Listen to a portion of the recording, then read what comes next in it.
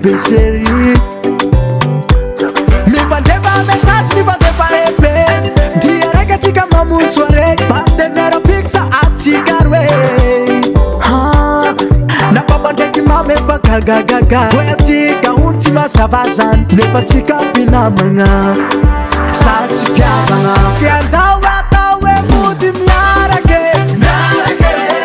Atokara haulu miarako. Miarako. Kofamete amchigis tuizange. Tisirati mete la minye. Sade chikaro mifanye tange.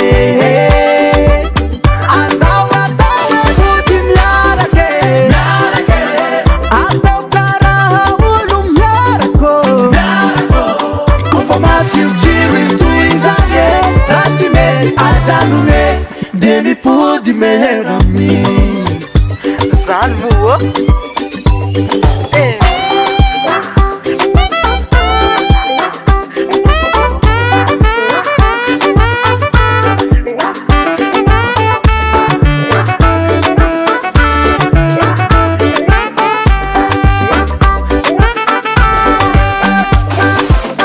Ramis ramahas na bonitas Rai kam chikarwe De mi fanatunge Chifaka hendera rai fakara ngoma ngoma Sangi sangi chika mamola mole fakara habonane Mi faka hai marinya chikarwe Fakara ulu bifad Janjaya chika mi hati Mi fabiresa kabeo milaminye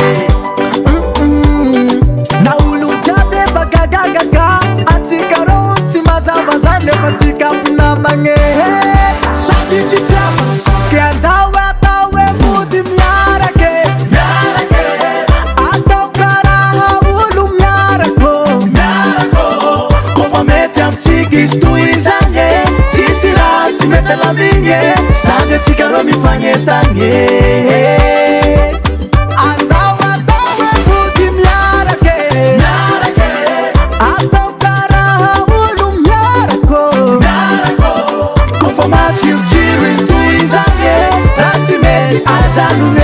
Demi pudi meherami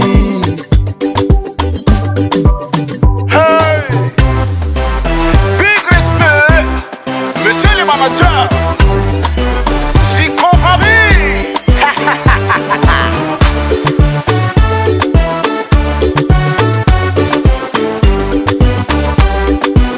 Kiandawa tawe mudi miarake Miarake Atokara haulu miarako Miarako Kofamete amchigis tuizange Tisirati mete la minye Sade chikaro mifanye tange